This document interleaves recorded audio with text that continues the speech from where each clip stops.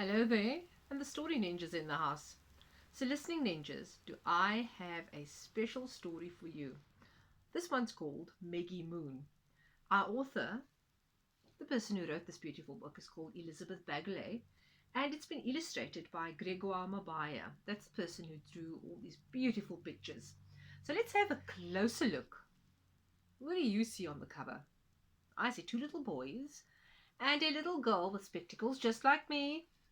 Yes, holding an armful of stuff. What kind of stuff? Where did she find the stuff? And most importantly, what is she going to do with all those stuff and things? So let's have a look at our first picture. Digger and Tiger. Those are little boys peeking into some place called the yard. Yes, Digger and Tiger spent all the time in the yard, and nothing grew there except piles and piles of dented things, worn out things, and empty things. No one else dared come into their yard. It was their special place. Now they were rough and tumble boys. Spiky head and hole in the knees kind of boys. They weren't brothers, but they went together like a dustbin and a lid. Some of you have friends like that? I'm sure you do. Well, anyway, one day, a girl, a girl arrived in their yard. She walked right in, opened the gate, clicked it shut behind her. She stared at all the tangled rubble and the king of the castle boys, our Digger and Tiger. And the boys stared back at her. Girl, in our yard? Well, I'm Meggie Moon, said the girl. Can I play with? We don't play with girls, snarled Tiger. Girls don't know how to play, growled Digger. Oh, don't they? Said Meggie, laughing. Let's have another look. Oh my goodness. Do these boys really think girls don't know how to play? Let's show them. Anyway, Meggie left the boys standing in the shadows and she went off to explore. Now the yard was an absolute mess and the boys were unfriendly. But Meggie had ideas, the most fantastic and awesome ideas. So she picked up some of the rubbish and began to arrange it. A tin here, a pipe there, and until it was I hear some of you. Yes, a racing car. Oh my gosh. Yes, a racing car, said Tiger. You can drive it off if you want, said Meggie. Not likely, said Digger. Do you think that car goes? I think it does. But as soon as Meggie left the yard, the boys jumped into the car and off they went, riding until dark. And well, the next day, guess who arrives in the yard yet again? Meggie. Yes, and she comes across the boys once more. And they see her picking up bits of junk, sorting through some things. And the boys say, go on, build something then. So Meggie made a ship. And when she finished it, the boys played. I'm sure you can guess. They played pirates. Can I come aboard? Asked Meggie. I suppose so, said Tiger. You can cook for us. Huh? Said Meggie. I'd rather be the lookout. Cook for you? See, Meggie had other ideas. So she spat on her hands, shot up the rigging and shouted, Ship ahoy! Startled, the boys drew out their cutlasses. That's just another name for a sword. Aye, aye, shipmate, they said. Can you see now they're all playing, boys and girls having fun? Why not? By the third day, the car was mangled and the ship was wrecked. So the boys arrive and they're like, what can we do? We're bored. Meggie Moon arrives with her good and big ideas as usual.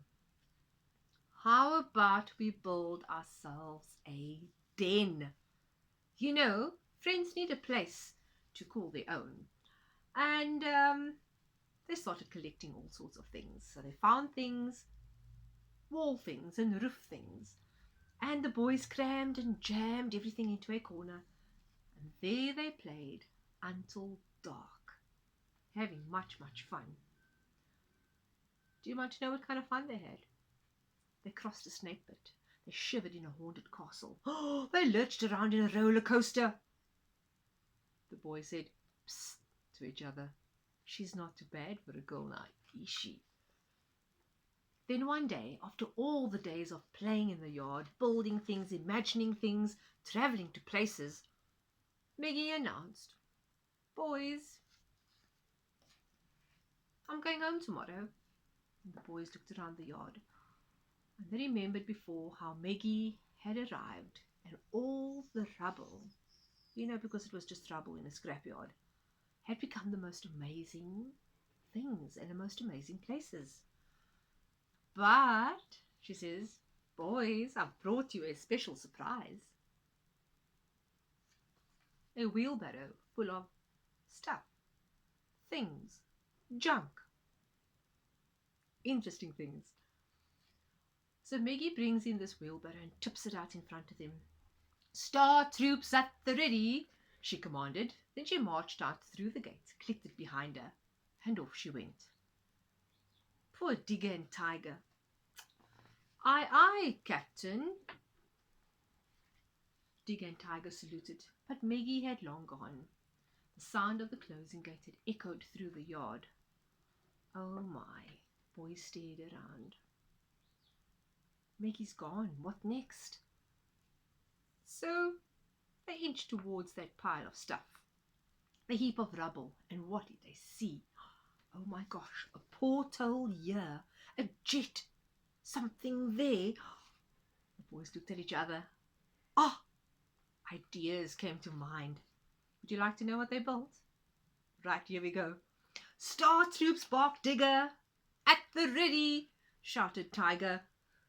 By dusk, smooth things and crumpled things, shattered things and battered things spiraled high above the fence of the yard.